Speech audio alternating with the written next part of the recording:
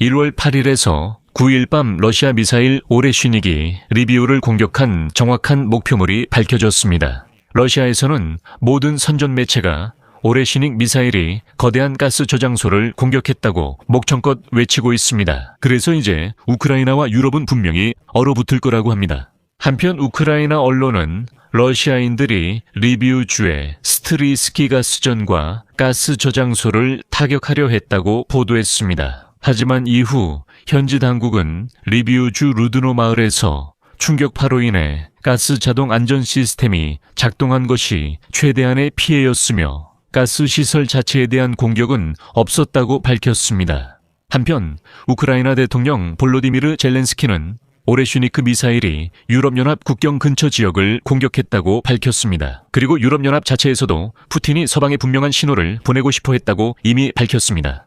한편 러시아 국방부는 이것이 우크라이나가 노브고로드 지역에 있는 러시아 연방 대통령 관저를 공격했다는 허구의 공격에 대한 보복이었다고 보고했습니다. 왜 허구의 공격이라고 하나요? 네, 미국 정보기관과 도널드 트럼프 모두 그런 공격이 없었다고 밝혔고 러시아인이 꾸며낸 일이라고 했기 때문입니다.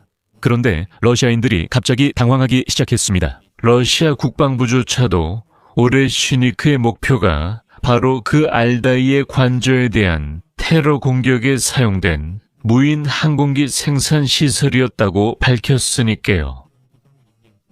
그리고 우크라이나 군수산업단지의 운영을 지원하는 에너지 인프라도 포함되어 있었습니다. 그리고 가스 저장소에 대해서는 한마디도 언급하지 않았습니다. 그런데 러시아인들은 제 영상 댓글에서도 그렇고 거대한 가스 저장소에 울타리를 파괴했다고 증명하려고 애쓰고 있습니다. 그럼 도대체 무슨 일이 있었던 거고 미사일은 어디에 명중했거나 명중하지 않았던 걸까요? 오레슈닉 함께 이야기해봅시다. 제 이름은 알렉세이 패치이고 이 주제에 대해 같이 이야기해보죠. 하지만 시작하기 전에 채널 구독과 좋아요 그리고 이 영상에 댓글 하나 남겨주시면 감사하겠습니다. 이것이 유튜브에서 콘텐츠를 홍보하는 데 큰 도움이 됩니다. 정말 감사드리겠습니다. 그리고 제 텔레그램 채널 패치 뉴스도 구독해주세요.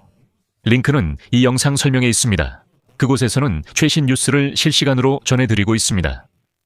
자, 1월 9일 아침 러시아가 우크라이나를 상대로 밤새 대규모 미사일 공격을 감행한 후 우크라이나 보안국은 1월 9일 밤 모스크바가 르비우를 타격한 러시아제 탄도미사일 오레슈니크의 잔해를 발견했습니다.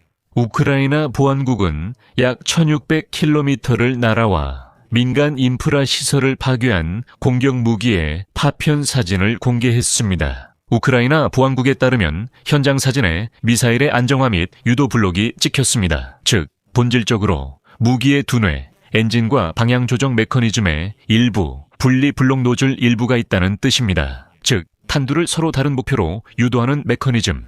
다시 말해 탄두들이 한 지점에 떨어지지 않도록 분산시키는 장치입니다. 지상 대 지상. 탄도미사일이 러시아 아스트라한주의 카푸스틴 야르 시험장에서 발사된 것으로 알려져 있으며 기관, 즉 우크라이나 보안국은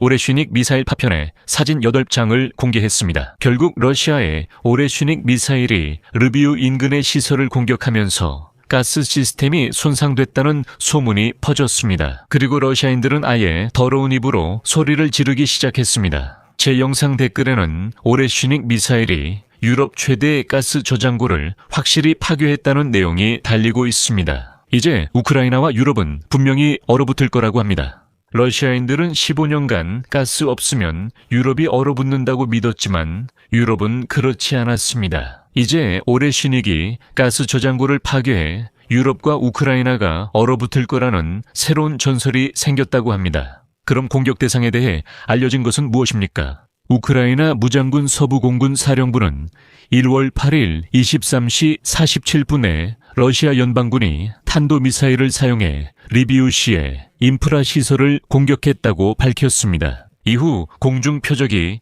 약 시속 13,000km의 속도로 탄도 궤도를 따라 이동했다는 보도가 나왔습니다. 미사일이 유럽 국경 근처에 떨어진 점이 주목됩니다. 이로써 블라디미르 푸틴은 유럽을 협박하고 있습니다. 한편 러시아 국방부는 이 오레슈닉이 발다이에 있는 러시아 독재자의 관저에 대한 조작된 공격에 복수했다고 주장하고 있습니다. 러시아 국방부는 오늘 밤 키예프 정권의 테러 공격에 대응해 노브고로드 지역에 대머리 독재자 관절을 겨냥한 1925년 12월 29일 밤에 감행된 공격에 대해 보복했다고 보고했습니다. 러시아군은 지상 및 해상에서 발사되는 장거리 정밀 무기, 중거리 이동식 지대지 미사일 시스템 오레슈닉, 그리고 공격용 무인 항공기를 포함해 대규모 타격을 가했다고 밝혔습니다. 우크라이나 영토 내의 중요 시설들을 대상으로 한 이번 공격에서 테러 공격에 사용된 무인 항공기 생산 시설과 우크라이나 군수산업 단지의 운영을 지원하는 에너지 인프라 시설이 타격 목표에 도달했다고 밝혔습니다. 인용 끝. 어이, 러시아인들. 그런데 가스 저장소는 어디 있죠? 게라시모프 부처에서 가스 저장소를 타격했다는 소식은 들리지 않네요. 또한 여기 러시아인들 중 일부는 여러분 생각해보세요. 물론 멍청할 거라 예상했지만 솔직히 이 정도일 줄은 몰랐습니다. 죄송합니다. 왜냐하면 일부 러시아인들이 댓글에 단순히 가스 저장소만 공격한 게 아니라 미국 장군들과 장교들이 있던 어떤 지하 군사 벙커도 건드렸다고 쓰기 시작했거든요. 그래서 이제 펜타곤이 패닉에 빠졌다는 겁니다. 그러니까 아무튼 이건 그냥 그리고 이런 말을 진지하게 쓰는 사람들이 있다는 거죠. 여기에도요. 몇몇 언론에서는 러시아인들이 아마도 르비우 주에 있는 스트리스키 가스전 저장소를 타격하려고 했던 것 같다고 보도했습니다. 르비우 시장 안드레이 사도 부인은 이렇게 언급했습니다. 인용하자면 르비우 공동체 루드노 마을에서 미사일 공격으로 가스 자동 안전 시스템이 작동해 가스 공급이 일시 중단됐습니다. 이것은 네트워크의 고장이 아니라 충격파로 인해 안전장치가 작동한 것입니다. 결국 1월 9일 낮 르비우 시청에서 이렇게 발표했습니다.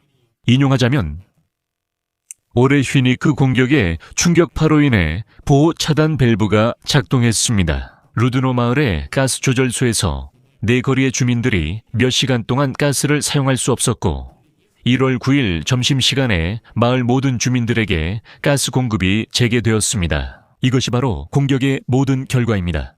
흥미롭게도 오늘 폴란드 언론이 러시아 미사일 오레슈닉이 폴란드 국경 근처에 떨어졌다고 보도하고 있습니다. 우크라이나는 러시아가 오레슈닉 미사일로 공격할 수 있다고 공격 전 폴란드에 미리 경고했습니다. 이 덕분에 폴란드군은 방공 시스템을 준비하고 극초음속 표적의 궤적을 발사 초기부터 추적할 수 있었습니다. 유럽에서는 이미 러시아 독재자 블라디미르 푸틴이 평화를 원하지 않으며 외교적 노력에 미사일 공격으로 대응하고 있다고 밝혔습니다. 또한 오레슈니크의 우크라이나 발사는 유럽과 미국에 대한 경고입니다.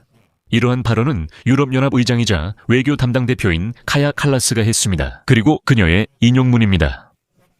러시아가 오레슈니크 미사일을 사용했다는 소식은 우크라이나에 대한 명백한 긴장 고조이며 유럽과 미국에 대한 경고를 목적으로 하고 있습니다. 유럽연합 국가들은 방공 무기 비축분을 더 깊이 활용하고 우크라이나에 대한 약속을 즉시 이행해야 합니다. 우리는 또한 제재를 강화하는 등 이번 전쟁의 대가를 모스크바에 더욱 높여야 합니다. 그리고 로이터 통신은 밤에 있었던 오레슈니크의 르비우 주 공격에 대해 서방 분석가들의 의견을 모았습니다. 종합적인 결론은 이렇습니다. 지난주 여러 정치적 실패 이후 러시아는 서방에 뭔가를 보여줄 필요가 있었고 따라서 이번 공격은 일종의 시위였습니다. 러시아는 무언가를 타격하는 것이 목표가 아니었고 단지 소란을 일으키고 우리가 어떤 존재인지 보여줄 필요가 있었습니다. 그러자니 분석가들은 러시아의 여러 실패 후 밤에 오레슈니크로 우크라이나 서부 공격이 그 결과라고 봅니다. 1월 3일 미국 특수부대가 푸틴의 동맹인 독재자 니콜라스 마두로를 생포했습니다. 1월 6일 영국과 프랑스는 크렘린의 반대에도 휴전 후 우크라이나에 군대 파견 계획을 발표했습니다. 1월 7일 미국 해안경비대가 북대서양에서 러시아 유조선을 납포했습니다. 게다가 1월 9일에는 미국이 또 다른 유조선을 납포했습니다. 이 모든 상황에서 러시아인들은 무장하고 있었지만 아무런 대응도 하지 못했습니다. 그래서 어떻게든 힘을 보여주기로 결정한 것입니다. 참고로 댓글에서는 러시아인들이 미국이 벨라일 유조선을 납포할 때 러시아 군함 2척과 심지어 잠수함까지도 단순히 현장에 도착하지 못했다고 주장하고 있었습니다. 만약 그랬다면 그들이 미국인들을 공격했을 텐데 결국 도착하지 못했죠. 그런데 왜 공격하지 않았을까요? 나중에는요. 언제가 중요한가요? 나중에 공격할 수도 있었죠. 못했다고 칩시다. 그런데 그 후엔 뭐가 문제였나요? 오늘이라도요. 미국인들이 또 다른 유조선을 점령했어요. 또다시 그렇게 했고 막지 못했죠. 둘째 관련해서 도널드 트럼프의 인용문이 있습니다. 트럼프는 이렇게 말했습니다. 사실 러시아 함선, 즉 잠수함과 구축함 둘 다 아주 빠르게 사라졌습니다. 우리가 현장에 도착했을 때 우리는 그 함선을 통제해 두었고 지금은 석유를 하역하고 있습니다. 그리고 사실 러시아 함선, 즉 잠수함과 구축함 둘 다 우리가 도착하자마자 아주 빠르게 사라졌습니다. 네, 맞아요. 도널드 트럼프는 러시아인들이 늦은 게 아니라 겁쟁이처럼 도망쳤다고 말합니다. 그리고 그들이 약해서 우크라이나와 미국인들을 견과류로 공격하려 했다고 합니다. 러시아인들에게는 그저 기백도 용기도 부족합니다. 그리고 저는 러시아인들에게 상기시키고 싶습니다. 우크라이나에 대한 이번 공격에 블라디미르 푸틴이 여러분의 러시아 주머니에서 약 8천만 달러를 꺼내 허공에 날려버렸다는 사실을요. 네, 그만큼이 오레슈닉 미사일 한 발 가격이기 때문입니다. 여기서 줄이겠습니다. 여러분의 의견과 생각을 이 영상 아래 댓글로 남겨주시고 채널 구독과 알림 설정도 부탁드립니다.